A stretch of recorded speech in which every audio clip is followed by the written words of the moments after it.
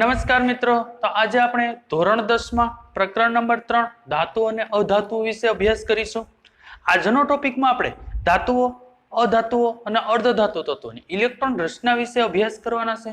આની પહેલા જ્યારે મેં ધાતુ અને અધાતુ ચેપ્ટર શરૂઆત થઈ ત્યારે મેં ઇલેક્ટ્રોન રચના વિશે થોડીક માહિતી આપી હતી. જ્યારે ડેફિનેશન હતી ધાતુ કોને કહેવાય, અધાતુ કોને કહેવાય, અર્ધધાતુ કોને કહેવાય. આ ત્રણની વ્યાખ્યા સમજાવવા માટે મેં ત્રણની ડેફિનેશન સમજાવવા માટે 1 થી 10 સુધીની ઇલેક્ટ્રોન રચના લખી હતી. ઇલેક્ટ્રોન રચનાને આધારે મેં તમને સમજાવી હતી કે ધાતુ કોને કહેવાય, અધાતુ કોને કહેવાય, અર્ધધાતુ. અન્ય સોખવટ કરી છે નિષ્ક્રિય ધાતુ, હિલિયમ, નિયોન, આર્ગોન નિષ્ક્રિય ધાતુ કહેવાય. ધાતુઓ છે sodium, magnesium, aluminium, potassium, calcium. અધાતુ તત્વો છે nitrogen, oxygen, fluorine, phosphorus, sulphur, chlorine. ત્યારે મેં તમને વ્યાખ્યા આપી હતી. હજી હું પાછી વ્યાખ્યા દઈ દઉં છું ધાતુની. જેની બાહ્યતમ કક્ષામાં 1, 2 અને 3 ઇલેક્ટ્રોન હોય તે બધાને ધાતુ તત્વો કહેવામાં આવે છે. આની બધાની હું ઇલેક્ટ્રોન રચના લખીશ તો બાહ્યતમ કક્ષામાં કાંક તો 1 ઇલેક્ટ્રોન હશે, કાંક તો 2 હશે, કાંક તો 3 હશે. આ બધાની જ્યારે અધાતુ તત્વની હું ઇલેક્ટ્રોન રચના લખીશ તો 4 ની હોય, 5 હશે, કાંક તો 6 હશે, કાંક તો 7 હશે. તો જેની બાહ્યતમ કક્ષામાં 5, 6 અને 7 ઇલેક્ટ્રોન હોય તેને અધાતુ કહેવાય. જેની બાહ્યતમ કક્ષા પૂરેપૂરી ભરેલી હોય, એક પણ ઇલેક્ટ્રોન સમાય જ ન શકે તેને શું કહેશું આપણે? નિષ્ક્રિય વાયુ. આ બધી વ્યાખ્યા આપણે અભ્યાસ કર્યો હતો શરૂઆતમાં પહેલો જ લેક્ચર આ ત્રીજા પ્રકરણનો. હાલો, તો પેલો આપણે નિષ્ક્રિય તત્વનો પ્રકાર. તો તત્વનો પ્રકાર હું પેલા લખીશ. સાહેબ તત્વનો પ્રકાર તો નિષ્ક્રિય ધાતુ. શું કરું? નિષ્ક્રિય ધાતુ. નિષ્ક્રિય ધાતુ એક લેતા જાય તત્વ. નિષ્ક્રિય ધાતુમાં પેલું તત્વ કયું છે? He. He ને શું કહેવાય? હિલિયમ. શું કહેવાય? હિલિયમ. તો અહીં લખી હિલિયમ. સંજ્ઞા લખવી તો લખવાની છે Se. એક જ લખું છું. હિલિયમનો પરમાણુ ક્રમાંક કેટલો છે? 2. તો હવે આ કક્ષકો કઈ કઈ કહેવાય? આ કક્ષકો પહેલી કક્ષા એટલે K કક્ષા, બીજી એટલે L, ત્રીજી એટલે M, ચોથી એટલે N. અહીં લખ નાખું પહેલી કક્ષા એટલે K, બીજી કક્ષા એટલે L, ત્રીજી કક્ષા એટલે M, ચોથી કક્ષા એટલે N. હું પહેલેથી કહી દઉં છું પહેલી કક્ષામાં વધારેમાં વધારે 2 જ ઇલેક્ટ્રોન સમાઈ શકે, 2 થી વધારે ઇલેક્ટ્રોન સમાઈ શકે નહીં. બીજી કક્ષામાં 8 ઇલેક્ટ્રોન સમાઈ શકે, 8 થી વધારે ઇલેક્ટ્રોન સમાઈ શકે નહીં. ત્રીજી કક્ષામાં 8 જ ઇલેક્ટ્રોન સમાઈ શકે, 8 થી વધારે સમાઈ શકે નહીં. અને ચોથી કક્ષામાં 18 ઇલેક્ટ્રોન સમાઈ શકે, 18 થી વધારે ઇલેક્ટ્રોન સમાઈ શકે નહીં. હાલો, નિષ્ક્રિય વાયુની શરૂઆત કરી છે મેં. હિલિયમ પેલું લખ્યું છે, પરમાણુ ક્રમાંક 2. પહેલી કક્ષામાં કેટલા ઇલેક્ટ્રોન? હું અહીં સાઈડમાં લખ નાખું છું. પહેલી કક્ષામાં 2, બીજી કક્ષામાં 8, ત્રીજી કક્ષામાં 8, ચોથી કક્ષામાં 18. હાલો, આ રીતની ગોઠવણી આપણે કરવાની છે. હાલો, મારી પાસે પરમાણુ ક્રમાંક 2 છે, એનો મતલબ એમ કે 2 ઇલેક્ટ્રોન છે. તો પહેલી કક્ષામાં 2 ઇલેક્ટ્રોન આવી ગયા. પહેલી કક્ષામાં 2 ઇલેક્ટ્રોન, આ જગ્યા ખાલી રહેશે. હાલો, એક પૂરું થયું. બીજું તત્વ લઈએ આપણે, સીધું લઈ લે. Ne, neon. હું અહીં લખીશ નિયોન. Ne. નિયોનનો પરમાણુ ક્રમાંક ખાલી યાદ હોવો જોઈએ. નિયોનનો પરમાણુ ક્રમાંક તમે જોશો એટલે 10 છે. કેટલો છે? 10. પહેલી કક્ષામાં તો ફરજિયાત 2 જ હમાય, બીજી કક્ષામાં 8. 8 થી વધારે તો હમાઈ શકત નહીં. ત્રીજી અને ચોથી કક્ષા શું રહેશે? ખાલી રહેશે. હાલો, ત્રીજો લઈએ આપણે. ત્રીજો આપણે લઈ લે. શું લઈએ? Ar, argon. આર્ગોન હું લઈ લઉં છું. આર્ગોનની સંજ્ઞા શું કહેવાય? Ar કહેવાય. હાલો, આર્ગોન. પહેલી કક્ષામાં આર્ગોનનો પરમાણુ ક્રમાંક 18. પહેલી કક્ષામાં તો 2 જ હમાય, બીજી કક્ષામાં 8 હમાય, ત્રીજી કક્ષામાં 8. 8 ને 2 10 ને 18 થઈ ગયું. ચોથી કક્ષા ખાલી. સાહેબ આમાં એવું અવલોકનો મેં કર્યું અત્યાર સુધીમાં, નિષ્ક્રિય વાયુ પૂરા થઈ ગયા છે. સાહેબ અમે નિષ્ક્રિય વાયુમાં એવું અવલોકન કર્યું કે છેલ્લી કક્ષા હશે ને પૂરેપૂરી ભરાયેલ છે. 2 પૂરેપૂરી ભરાયેલ છે, આમાં વધારે હમાઈ શકશે નહીં. પૂરેપૂરી ભરાઈ ગયેલ છે. હા, પૂરેપૂરી ભરાઈ ગયેલ છે. હા, તો સાહેબ નિષ્ક્રિય વાયુ તત્વની વ્યાખ્યા આપણે ઈ જ કરી હતી ને, જેની બાહ્યતમ કક્ષા પૂરેપૂરી ભરાયેલી હોય. જેની બાહ્યતમ કક્ષા પૂરેપૂરી ભરાયેલી હોય, આમાં 8 થી 9મો ઇલેક્ટ્રોન કોઈ દિવસ સમાવી શકાય નહીં, આમાંય કોઈ દિવસ સમાવી શકાય નહીં. પહેલી કક્ષામાં કોઈ દી 3 ઇલેક્ટ્રોન સમાવી શકે, 1 ઇલેક્ટ્રોન સમાવી શકાય, પણ 2 થી વધારે કોઈ દી સમાવી શકાય નહીં. તો નિષ્ક્રિય વાયુ તત્વની વ્યાખ્યા તો સાહેબ અમને યાદ રહી ગઈ, જેની બાહ્યતમ કક્ષા પૂરેપૂરી ભરેલી હોય તેને નિષ્ક્રિય વાયુ તત્વ કહે, અથવા બીજો શબ્દ ઉમદા વાયુ તત્વ કહે છે. હાલો ધાતુઓ તરફ જઈએ. હું અહીં બીજો ટોપિક લખ નાખું, ધાતુઓ. હાલો ધાતુઓમાં પેલું શું છે? Na, sodium. હાલો પેલું જ વસ્તુ લઈ લઉં છું, સોડિયમ. સોડિયમની સંજ્ઞા Na. પરમાણુ ક્રમાંક ખાલી યાદ હોવો જોઈએ, પરમાણુ ક્રમાંક યાદ હોય એટલે બધું આવી જાય. પરમાણુ ક્રમાંક સોડિયમનો 11 છે. તમને મેં 1 થી 20 સુધીના યાદ રાખવાના કીધા છે. Hydrogen, helium, lithium, beryllium, boron, carbon, nitrogen, oxygen, fluorine, neon, sodium. પરમાણુ ક્રમાંક 11. હાલો 11 પહેલી કક્ષામાં ફરજિયાત, 2 બીજી કક્ષામાં 8, ત્રીજી કક્ષામાં 1. ગણો છે 2 ને 8 10 ને 1 11 સબ થઈ ગયા છે. સૌથી બહારની કક્ષામાં 1 ઇલેક્ટ્રોન. સાહેબ 1 ઇલેક્ટ્રોન તો ધાતુ તત્વ હશે ને? હા ધાતુ તત્વ જ છે. હાલો બીજું તત્વ સોડિયમની જગ્યાએ લઉં છું મેગ્નેશિયમ. સાહેબ મેગ્નેશિયમનો પરમાણુ ક્રમાંક તો 12 જ છે પાછો. હાલો હું લઈ લઉં છું મેગ્નેશિયમ. મેગ્નેશિયમ Mg, પરમાણુ ક્રમાંક 12. સાહેબ 12 હોય તો પહેલી કક્ષામાં 2 આવશે, બીજી કક્ષામાં 8 આવશે, ત્રીજી કક્ષામાં 2 આવશે. રાઉન્ડ કરી નાખું છું. સાહેબ પહેલી કક્ષામાં આમાં 1 હતો, આમાં કેટલા છે? 2. સાહેબ 2 ઇલેક્ટ્રોન છે સૌથી બહારની કક્ષામાં, તો પણ તે ધાતુ જ હશે. તમને અમને વ્યાખ્યા એવી આપી હતી ધાતુની, જેની બાહ્યતમ કક્ષામાં 1 ઇલેક્ટ્રોન હોય, 2 ઇલેક્ટ્રોન હોય કે 3 ઇલેક્ટ્રોન, બધાને શું કહેવાય? ધાતુ તત્વ. હાલો થઈ ગયું છે. ત્રીજું લઈ લઈએ હજી એક. શું લઈ લે? Al, aluminium. એલ્યુમિનિયમ Al, પરમાણુ ક્રમાંક 13. હાલો પહેલી કક્ષામાં 2, બીજી કક્ષામાં 8, ત્રીજી કક્ષામાં 3. 2 ને 8 10, 10 ને 3 13. આ બધી ધાતુ તત્વો છે. ચોથી કક્ષા અધૂરી છે. સાહેબ ધાતુ તત્વો છે. ધાતુની વ્યાખ્યા બાહ્યતમ કક્ષામાં જોજો 1 ઇલેક્ટ્રોન, 2 ઇલેક્ટ્રોન, 3 ઇલેક્ટ્રોન. હા સર જેની બાહ્યતમ કક્ષામાં 1, 2, 3 ઇલેક્ટ્રોન બધાને ધાતુ તત્વ કહેવાય. હજી આપણે જોઈએ કે આવી ગયું છે આપણામાં પોટેશિયમ. શું? પોટેશિયમ. તો અહીં તત્વ લખું છું પોટેશિયમ. પોટેશિયમ કે ધાતુ. પરમાણુ ક્રમાંક કેટલો? 19. યાદ રાખવાનો છે પરમાણુ ક્રમાંક 19. હવે પરમાણુ ક્રમાંક તમને કહીશ એટલે તમે ડાયરેક્ટ ઇલેક્ટ્રોન રચના લખ નાખજો. સાહેબ પહેલામાં 2 આવશે, બીજામાં 8, 8 ને 2 10, ત્રીજામાં 8, ચોથામાં 1. હાલો થઈ ગયું. બાહ્યતમ કક્ષામાં 1 ઇલેક્ટ્રોન ધાતુ હશે. હાલો પોટેશિયમ પછી Ca એટલે કેલ્શિયમ. હું અહીં કેલ્શિયમ લખું છું.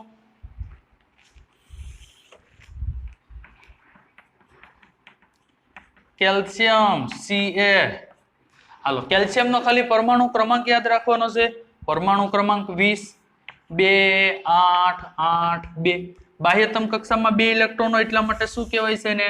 ધાતુ. અહીં લખી નાખું છું ધાતુ. ધાતુઓ. ધાતુઓના બધા ટોપિક પૂરા થઈ ગયા. Sodium, magnesium, aluminium, potassium, calcium. હવે અધાતુ ઉપર આવીએ. નાઇટ્રોજન. અહીં ટોપિક લખ નાખું અધાતુઓ. હાલો શું? અધાતુઓ. નાઇટ્રોજન લીટીસ પાડી દઉં છું. 1, 2, 3. કેટલા છે? 1, 2, 3, 4, 5, 6. 4, 5. 1, 2, 3, 4, 5, 6. 1, 2, 3, 4, 5, 6. હાલો થઈ. એક વસ્તુ લખાવતા જજો. પહેલો ટોપિક N એટલે નાઇટ્રોજન. હું અહીં લખું છું નાઇટ્રોજન. એને N કહેશો આપણે સંજ્ઞા. નાઇટ્રોજનનો ખાલી પરમાણુ ક્રમાંક યાદ હોવો જોઈએ. પરમાણુ ક્રમાંક 7 છે નાઇટ્રોજનનો. કેટલો છે? 7. પહેલી કક્ષામાં 2 ઇલેક્ટ્રોન, બીજી કક્ષામાં 5. હાલો આગળ જોઈએ આપણે ઓક્સિજન. હું અહીં લખીશ ઓક્સિજન. ઓક્સિજન સંજ્ઞાઓ પરમાણુ ક્રમાંક 8. પહેલી કક્ષામાં 2, બીજી કક્ષામાં 6. 2 ને 6 8 થઈ ગયા. ત્રીજું લખું છું ફ્લોરિન. ફ્લોરિન સંજ્ઞા F. परमाणु क्रमांक 9 पहली कक्षा में 2 बीजी कक्षा में 7 आगळ જોઈએ હજી ફ્લોરિન પછી P ફોસ્ફરસ P 15 હાલો ફોસ્ફરસ નો પરમાણુ ક્રમાંક કેટલો છે 15 કદાચ યાદ ન હોય તો આ રીતના યાદ રાખવાનો હાઇડ્રોજન હિલિયમ લિથિયમ અહીંથી લખતું જવાનું છે hydrogen helium lithium beryllium boron carbon nitrogen oxygen fluorine neon sodium magnesium aluminium silicon phosphorus 14 ને 15 હાલો પહેલી કક્ષામાં 2 બીજી કક્ષામાં 8 8 ને 2 10 થઈ ગયા ઓટોમેટિક કેટલા આવશે ત્રીજી કક્ષામાં 5 આપણે એટલું યાદ રાખવાનું પહેલી કક્ષામાં 2 જ આવવા જોઈએ જો બધામાં 2 2 જ હશે 2 થી વધારે હમાઈ જ ન શકે બીજી કક્ષામાં 8 જ આવવા જોઈએ ત્રીજી કક્ષામાં 8 જ હમાઈ શકે 8 થી વધારે ને 8 થી ઓછા હોઈ શકે 8 થી વધારે હોઈ શકે નહીં 100 થી માં છેલ્લા 18 ઇલેક્ટ્રોન સુધી હમાઈ શકે આપણે કઈ 18 ઇલેક્ટ્રોન આવશે નહીં હાલો ફોસ્ફરસ થઈ ગયું છે સલ્ફર S એટલે સલ્ફર તો લખી સલ્ફર ની સંજ્ઞા S છે પરમાણુ ક્રમાંક 16 2 8 6 8 ને 2 10 ને 6 16 સલ્ફર થઈ ગયું પછી ક્લોરીન તો અહીં લખી સેલો ક્લોરીન ક્લોરીન ની સંજ્ઞા Cl પરમાણુ ક્રમાંક 17 2 8 7 8 ને 2 10 ને 7 17 સાહેબ છેલ્લી કક્ષા જોઈ લો બધા મેં તત્વો લખને કાંઈ હાલો સાહેબ છેલ્લી કક્ષા જો હવે ખાલી છેલ્લી કક્ષા જો પૂરેપૂરી ભરાયેલ તો નિષ્ક્રિય વાયુ તત્વો કહેવાય યાદ રહી જશે હાલો જોજો 1 ઇલેક્ટ્રોન 2 ઇલેક્ટ્રોન 3 ઇલેક્ટ્રોન છેલ્લી કક્ષા જોવાની છે 1 ઇલેક્ટ્રોન 2 ઇલેક્ટ્રોન તો જેની બાહ્યતમ કક્ષામાં 1 2 અને 3 ઓલામાં 1 2 છે જેની બાહ્યતમ કક્ષામાં 1 ઇલેક્ટ્રોન હોય 2 ઇલેક્ટ્રોન હોય અથવા 3 ઇલેક્ટ્રોન કોઈ પણ એક હોય બધાને શું કહેવાય ધાતુ તત્વ કહેવાય જેની બાહ્યતમ કક્ષામાં જોજો 5 electron 6 electron 7 electron 5 electron 6 electron 7 electron જેની બાહ્યતમ કક્ષામાં 5 6 અથવા 7 ઇલેક્ટ્રોન આવેલા હોય બધાને શું કહેવાય છે અધાતુ તત્વ કહેવામાં આવે છે યાદ રાખવાનું છે પહેલી કક્ષામાં કેટલા ઇલેક્ટ્રોન 2 ઇલેક્ટ્રોન બીજી કક્ષામાં 8 ઇલેક્ટ્રોન ત્રીજી કક્ષામાં 8 ઇલેક્ટ્રોન ચોથી કક્ષામાં 18 ઇલેક્ટ્રોન કદાચ તમને કોઈ પૂછે પાંચમી કક્ષામાં 32 ઇલેક્ટ્રોન આ રીતના ઇલેક્ટ્રોન સમાઈ શકે સાહેબ આવો પ્રશ્ન તમને મનમાં ઉદ્ભવ સાહેબ આ તમને કઈ રીતે ખબર પડી કે પહેલી કક્ષામાં 2 ઇલેક્ટ્રોન એ તમે જ્યારે 11 સાયન્સમાં જશો તો S કક્ષક P કક્ષક D કક્ષક અને F કક્ષક એના આધારે આ ઇલેક્ટ્રોનની ગોઠવણી થતી હોય છે તો આ આપણો ધાતુઓ અધાતુઓ અને નિષ્ક્રિય વાયુની ઇલેક્ટ્રોન રચના વિશેનો પ્રશ્ન પૂરો થાય છે ફિક્સ છે આયોનિક સંયોજનો એટલે શું તેના વિશે અભ્યાસ કરવાના છે તો પહેલી વસ્તુ આયોનિક સંયોજનો એટલે શું એમાંય પ્રશ્ન પૂછાય આયોનિક સંયોજનો એટલે શું ઉદાહરણ આપીને સમજાવો અથવા તમને એમ પૂછવું તો એમાંય પૂછી સોડિયમ ક્લોરાઇડ નું નિર્માણ સમજાવો અથવા સોડિયમ ક્લોરાઇડ નું બંધારણ સમજાવો NaCl જે આપણે મીઠા તરીકે ઉપયોગ કરીએ છીએ એનું બંધારણ કઈ રીતનું છે સમજાવો આ બેમાંથી કોઈ પણ રીતે પ્રશ્ન પૂછી શકે છે તો પહેલી તો આયોનિક સંયોજનની વ્યાખ્યા આપવી પડે છે તો હું આયોનિક સંયોજનની વ્યાખ્યા લખું છું આયોનિક સંયોજનની વ્યાખ્યા સરળ છે આયોનિક સંયોજન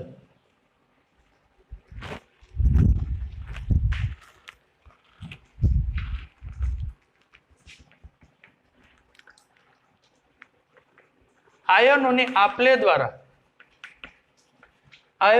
આપલે દ્વારા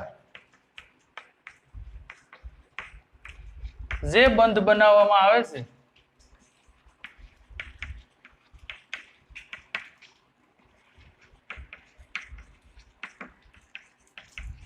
તેને આયોનિક સંયોજનો કહેવાય છે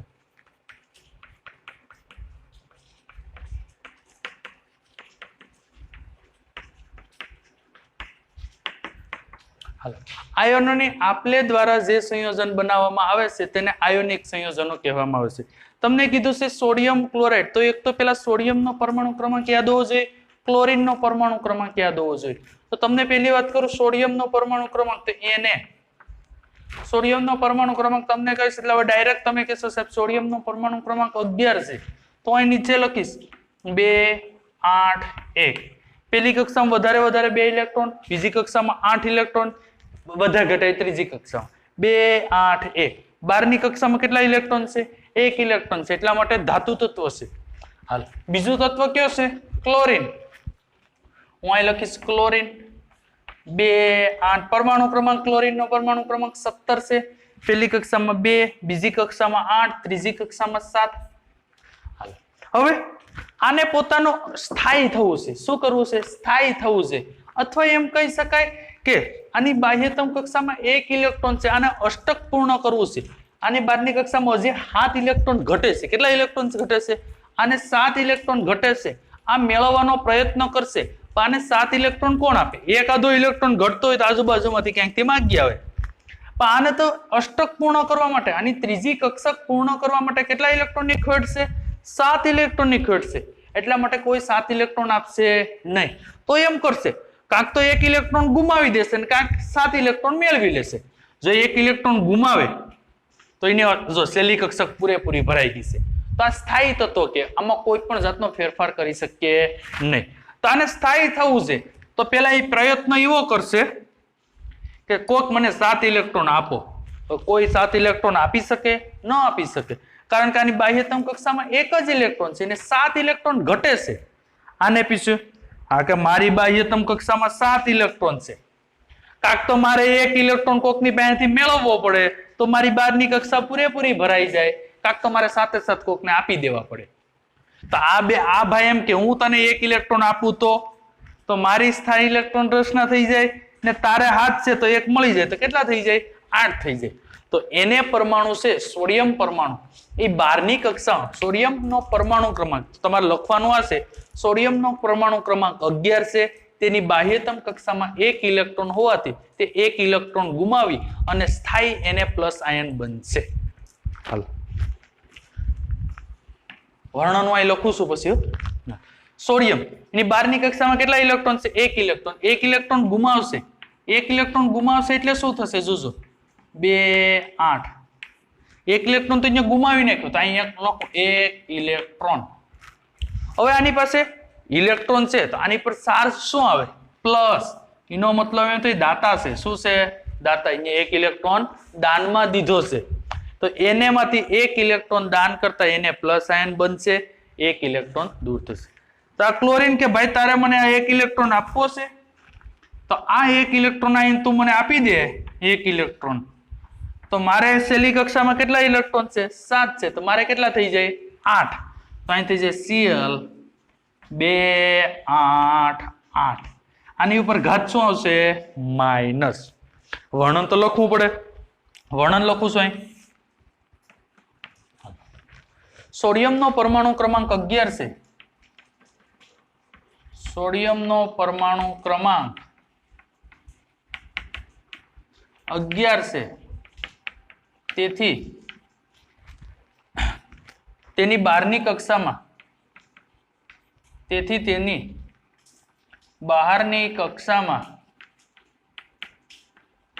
બહારની કક્ષામાં 1 ઇલેક્ટ્રોન છે.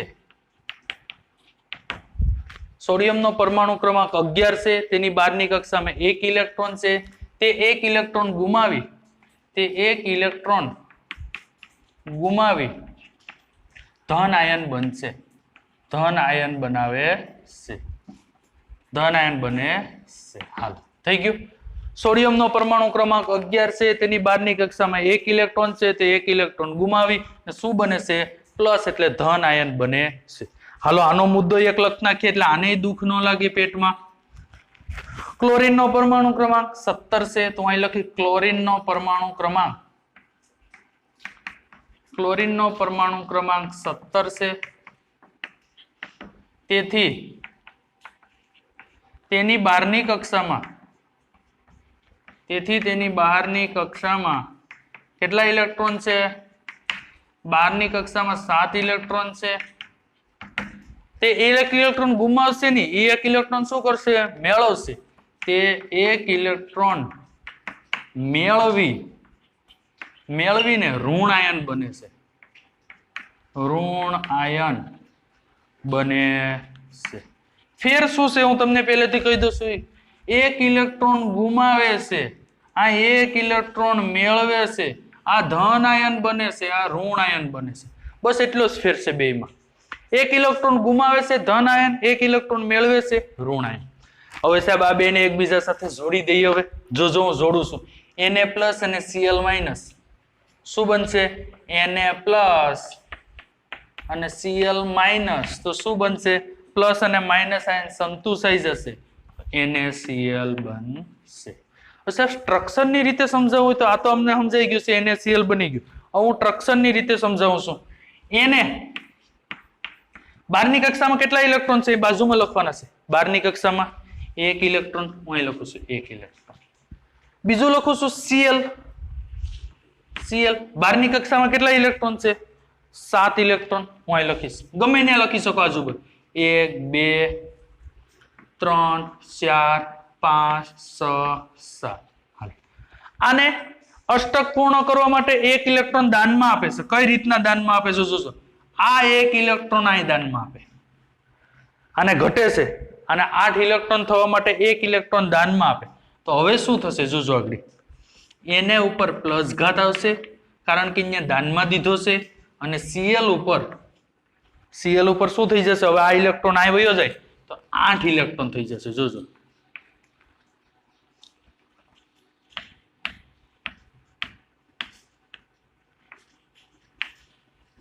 માઇનસ ઘાત આ 1 ઇલેક્ટ્રોન આને દીધો એટલા માટે એની ઉપર માઇનસ ઘાત અન્ય ઇલેક્ટ્રોન દાન દીધો એટલા માટે એની ઉપર પ્લસ ઘાત. આ સ્ટ્રક્ચર રીતે બંધારણ પર તમારે ખાસ કરીને યાદ રાખવાનું છે જે તમને આગળ જતા 11 સાયન્સ 12 સાયન્સમાં સ્ટ્રક્ચર કઈ રીતે કઈ ઇલેક્ટ્રોન ટ્રાન્સફર થાય તે ઉપયોગી થશે.